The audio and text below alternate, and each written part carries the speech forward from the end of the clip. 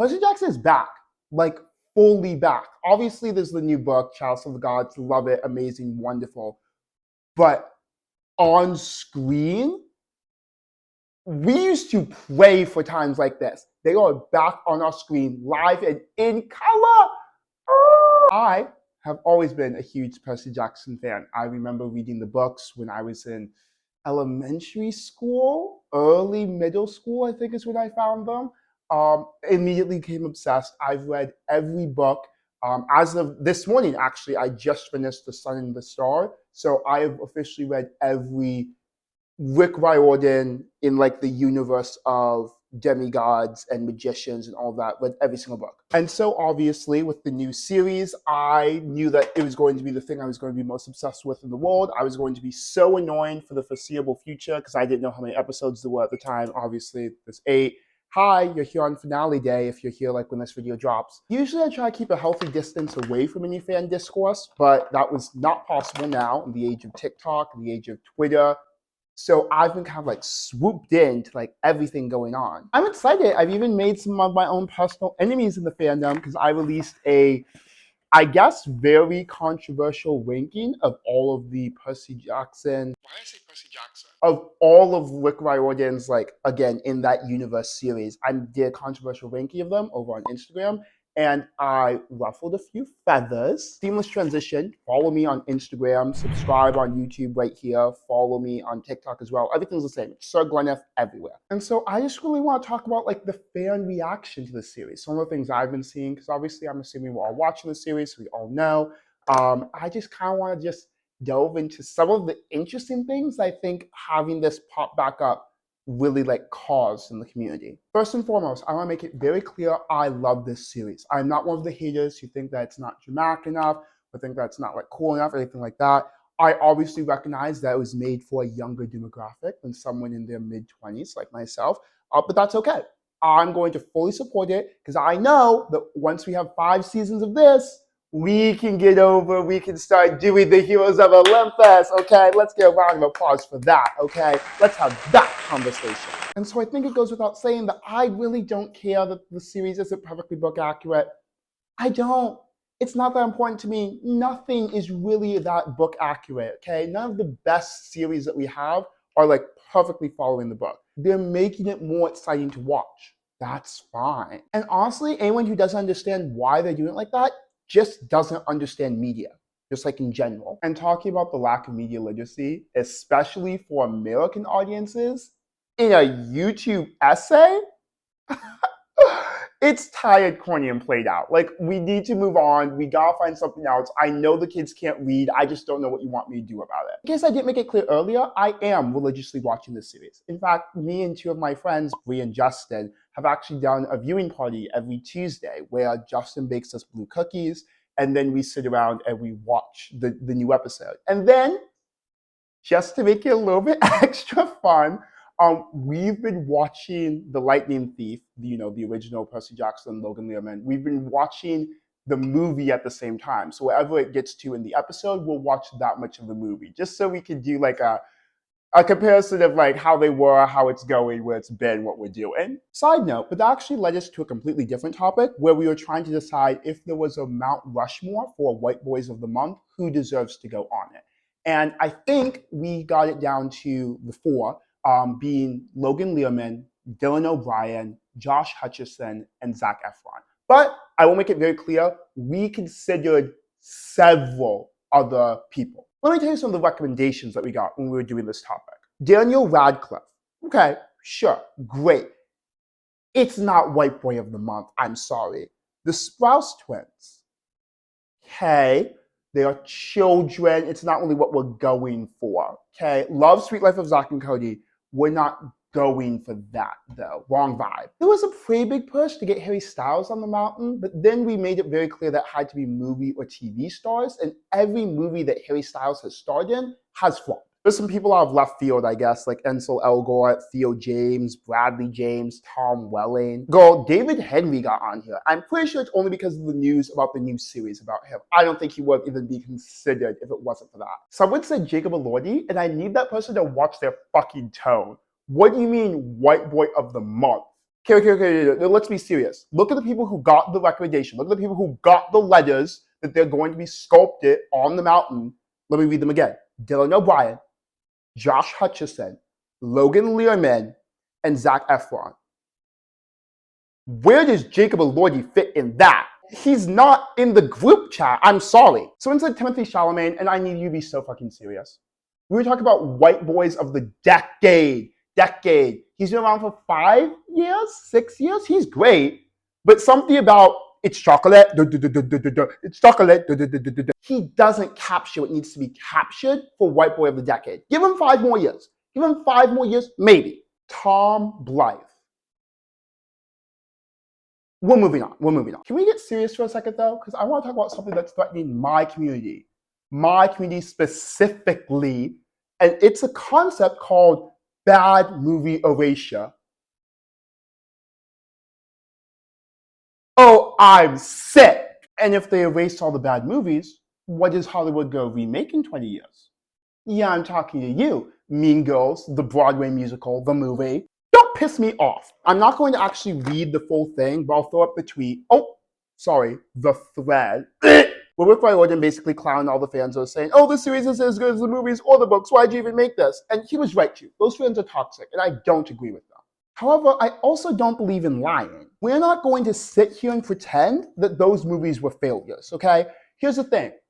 They were bad, and they were funny, and they were fun, and they have good music, and that's okay. That's okay. But no, just for me making the point of it, I looked up the box office of both of those movies. The Lightning Thief had a $95 million budget, made $226 million. Yeah, and you know the rule that you have to double the budget to basically account for all the advertising, all the distribution fees, and all of that. Yeah, so even if you double the budget, so that's 180 million, it still made like 46, almost $50 million of profit. And then the second movie, you would think, oh, well, that's where it failed because they had enough to make the second movie. But then after that, I was like, oh, that bombed. So they didn't.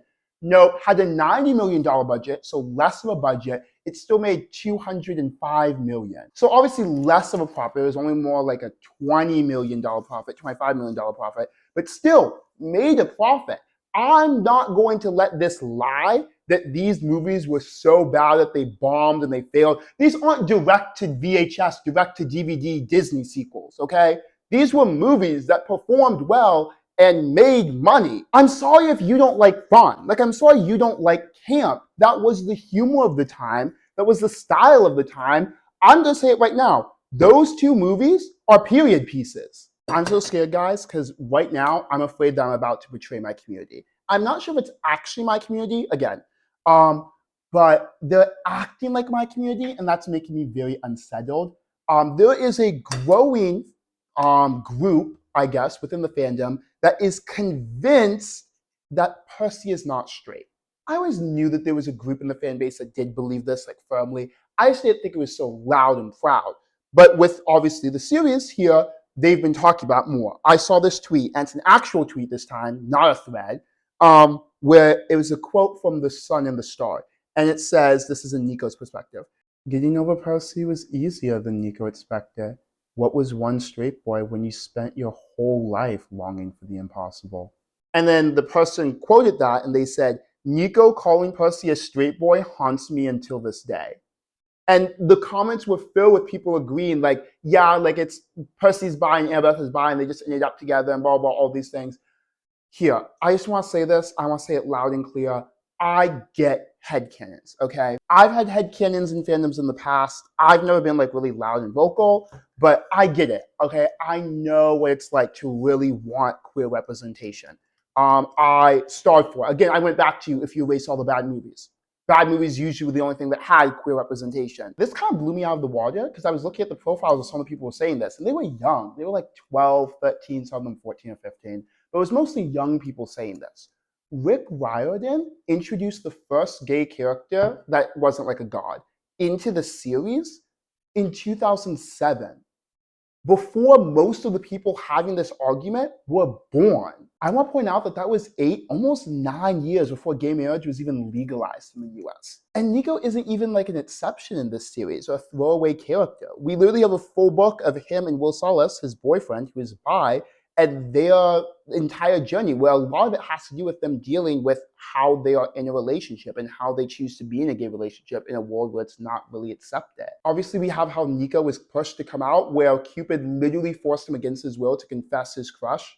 Like, traumatizing and horrible, and we got an in-depth look at it. We have Reina being completely asexual and aromantic. We follow Apollo for 5 books, where one of his major enemies is an ex that he had to kill back in like the Roman days. And obviously all the books talk about how none of the gods are straight. We have Piper McLean, who's a daughter of Aphrodite, who literally talks about how because of Hera pushing her and Jason together and erasing Jason's memories, and then Aphrodite kind of like forcing a certain ideology of what a relationship is supposed to look like, how she struggled for so long to admit that she was into women because of all that external pressure, which is not a perfect representation of what it feels like growing up alone as the only queer person that you know, where everyone around you has perfect, conventional, straight relationships. And that's not even mentioning the North side, where our main character, our POV for all 3 books, is a pansexual guy.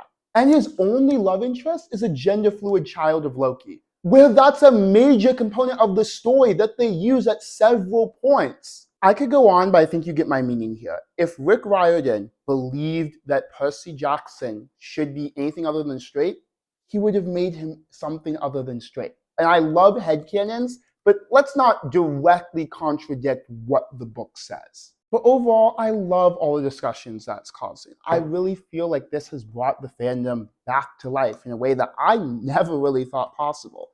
And we're having such fun and lighthearted discussions too. Obviously, I talk about how there are toxic fans, and that's really annoying. But like, we're having creative discussions about like all of us jumping every time Annabeth gets her hair wet, and who actually is like doing the hair. I think we, as a community, have decided that she gets the hair from the Aphrodite cabin, but then the Athena cabin, as weavers, famously Arachne, they're the ones that actually braid it, and that's why it stays tight. I also love how smart they've made Grover. Obviously, he had had a whole life before we really got to know him in the, in the books and in the movie and in the series. I love how they really play on the fact that he is intelligent. He might be a little bit dumb when it comes to certain things, but he can take care of himself, and he has his own agency. Also, I really like how they're humanizing the gods. I said it. We spend so much time with so many different gods. I like that right from the beginning, they're showing how human acting they are.